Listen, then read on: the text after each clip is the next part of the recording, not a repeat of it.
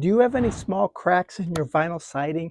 It's a huge problem. How do you fix it? So here we have a fairly close spray paint. We're going to apply the paint and let it dry before we put the vinyl patch on.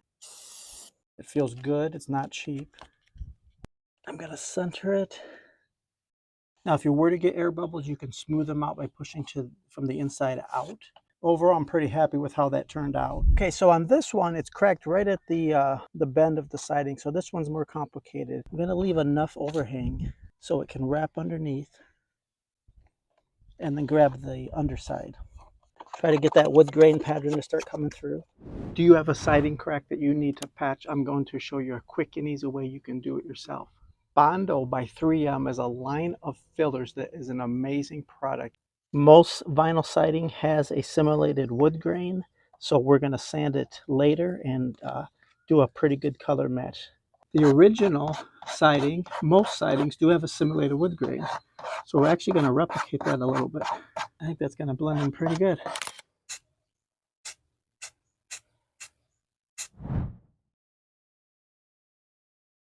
Oh man, loose siding again. Do you have this problem? This piece of siding comes loose every single year. I'm about 10 feet off the ground. This is not a fun repair.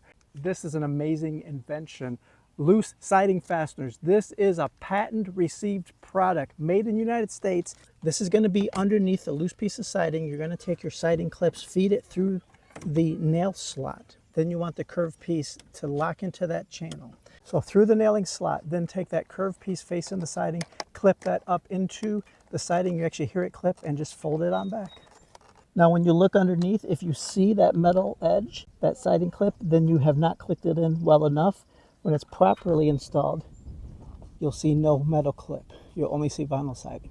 Do you have any damaged siding pieces like this? Look at that. That's ugly. The vinyl siding corner piece gets lopped off by lawnmowers, weed whackers, all that kind of problem.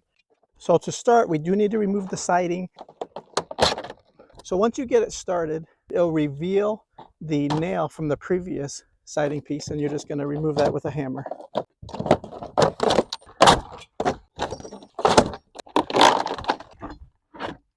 All right, so we have the damaged one and the new one. Okay, on this very hot summer day, we got the first corner piece side tucked in for you on the back side. Now all these loose siding pieces will snap into place. Pull them all to the front. Hey, now with the new corner piece back in place like we like it, we're going to start snapping in all the siding pieces. You can kind of bend it to shorten it and then get it to snap right back in that J channel. And then snap them up.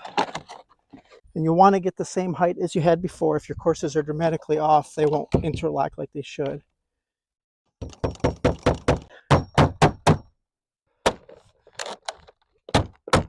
All right, go ahead and check out the new corner trim.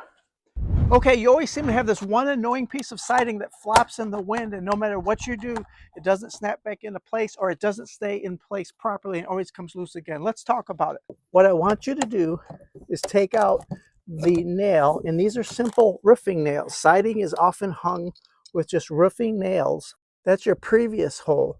I want you to lower this piece of siding about the width of the roofing nail. So go underneath. Now what you've done is you've lowered the piece under the loose piece. And by pulling that down, this will help your channel to lock in tighter. Okay, with your handy dandy siding tool, editor, insert the picture of the siding tool. Show the viewers how to snap this back in. Lock the siding tool in the lip and pull the siding down. And get underneath that flange. And you're gonna pull it down and push. And you're just gonna run along that seam. Siding often will make a little bit of a popping sound when you snapped it in properly. Give it a little tug, you know you've done a good job. When I was thinking about this problem, I was like, well, if we rip off the siding, buy a brand new vinyl corner piece, what's going to stop this from happening again? It's going to happen again, guaranteed. So my theory was, what if we take something like this? Okay, let's see if I can do a dry fit. Okay, I'm going to get out the contact adhesive and see if I can get that to stick. And this will be covered up by the second piece. We've made contact. This will continue to cure for 24 to 48 hours per the manufacturer's instructions, but we've done a good job as far as the corner piece is strong now. We don't have the holes anymore. That should stand up and be resistant to the future weed whackers.